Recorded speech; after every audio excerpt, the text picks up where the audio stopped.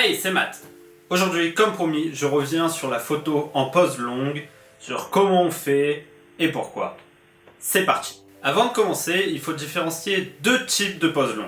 La pose longue de jour et la pose longue de nuit. La pose longue de nuit est la plus facile car elle ne nécessite ni accessoires ni réglages particuliers. Il vous faudra votre boîtier.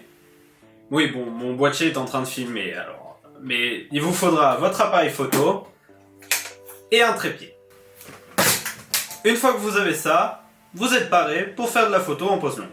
A noter que vous n'êtes pas obligé d'avoir un trépied.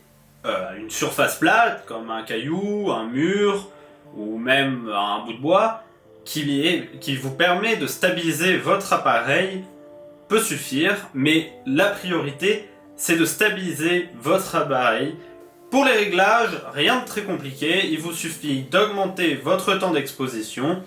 Comme vous faites de nuit, eh bien votre image ne sera pas cramée, vous ne risquez pas de la cramer. Et ensuite, pour déclencher, deux solutions. Solution numéro 1, vous possédez une télécommande ou un système de déclenchement à distance, comme votre téléphone avec les applications. Et dans ce cas-là, vous pouvez positionner votre appareil et faire un déclenchement à distance. Ou alors, vous ne possédez ni la télécommande, ni l'application, ce qui serait quand même bizarre, parce que tout le monde a un téléphone, mais vous n'avez pas forcément envie d'allumer votre application, et bien vous pouvez tout simplement mettre votre appareil en mode retardateur de 2 secondes, ça suffit largement. Vous enclenchez, et 2 secondes plus tard, la photo est prise. Et voilà, rien de plus simple, je vous l'avais dit, vous pouvez dès à présent prendre de la photo en pose longue en pleine nuit. Donc vous pouvez prendre des photos de feux d'artifice, de la Voie lactée, hein, je vous renvoie sur ma photo, sur l'astrophoto.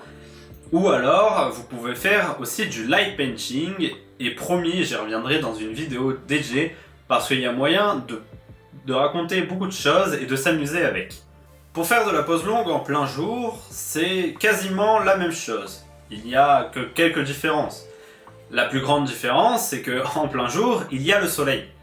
Et que le soleil est une énorme source lumineuse, et si vous avez vu ma première vidéo sur gérer son exposition en mode manuel, plus on augmente le temps de pose, plus notre image est lumineuse.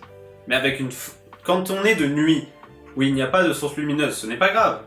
Mais lorsqu'on est de jour, où il y a le soleil, qui est une très forte lumière, et bien là, ça pose problème, vous vous retrouvez rapidement avec une image cramée. Là, deux solutions s'offrent à vous.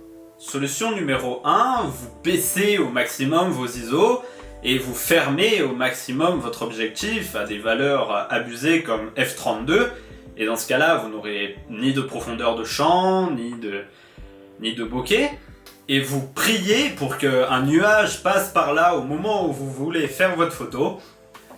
C'est une technique de merde!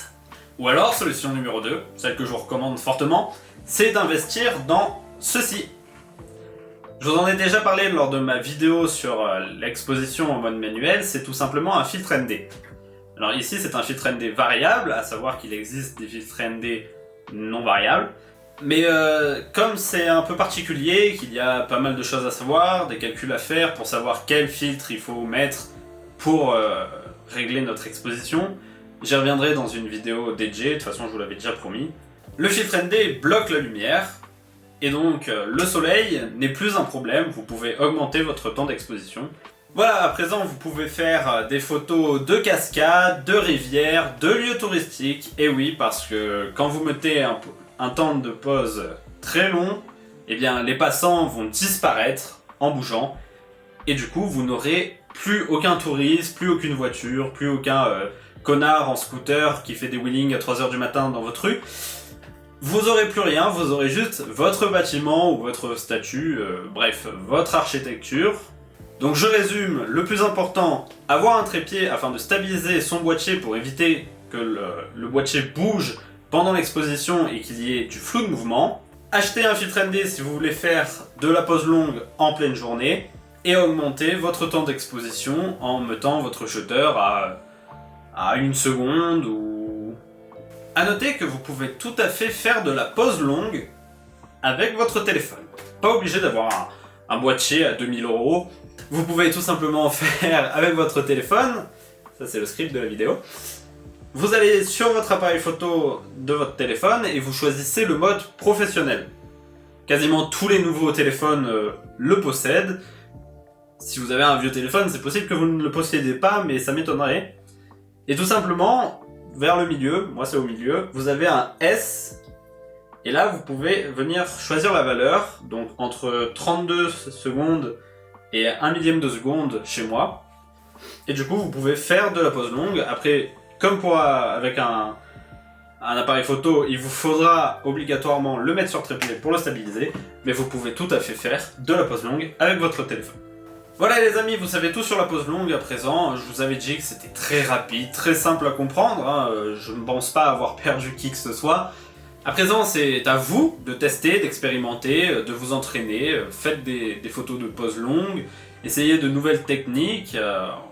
N'hésitez pas à m'envoyer aussi vos photos en pose longue sur mon Instagram. Allez, on se revoit dans 2 semaines. D'ici là, portez-vous bien. Bye!